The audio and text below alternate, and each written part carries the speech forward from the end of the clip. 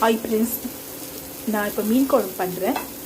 இப்போ எல்லாத்தையும் வெங்காயம், தக்காளி, பூண்டு முழுசாக போட்டுட்டு மிளகாத்தூள், உப்பு, மஞ்சத்தூள் போட்டுடணும்.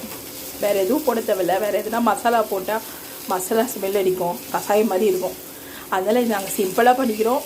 அவங்க விருப்பம் எப்படின்னா போட்டுக்கலாம். அதனால் மீன் குழம்பு பண்ணிவிட்டு மீன் வறுக்க போகிறோம். இப்போ குழம்பு கொதிக்கணும். மிளகாத்தூள் நாற்றம் இன்னும் போல். அதனால் நாங்கள் வச்சுருக்கோம், ஸ்லோவாக தான் வச்சுருக்கோம், கொஞ்சம் இதுவாக விட்டோன்ட்டு. அப்புறம் என் பொண்ணு மீன் வறுக்கிறா. அதில் என்னென்ன போட்டேன்னா, அதில் மிளகாத்தூள், அப்புறம் உப்பு, மஞ்சத்தூள், அப்புறம் கறி மசாலா, அதுக்கப்புறம் சிக்கன் 65 பவுட்ரு, கொஞ்சம் கலர் வர்றதுக்காக, அப்புறம் மிளகு இதெல்லாம் போட்டு இது பண்ணியிருக்கோம். வறுத்துட்டுருக்கோம். நல்லா தான் இருக்குது, சுவையாக தான் இருக்குது. இது என் பையனுடைய சேனல், அதில் நாங்கள் போடுறோம் வீடியோ. உங்களுக்கு இந்த வீடியோ பிடிச்சிருந்தா லைக் பண்ணுங்கள், ஷேர் பண்ணுங்கள், சப்ஸ்கிரைப் பண்ணுங்கள். ஓகே ஃப்ரெண்ட்ஸ், பாய்.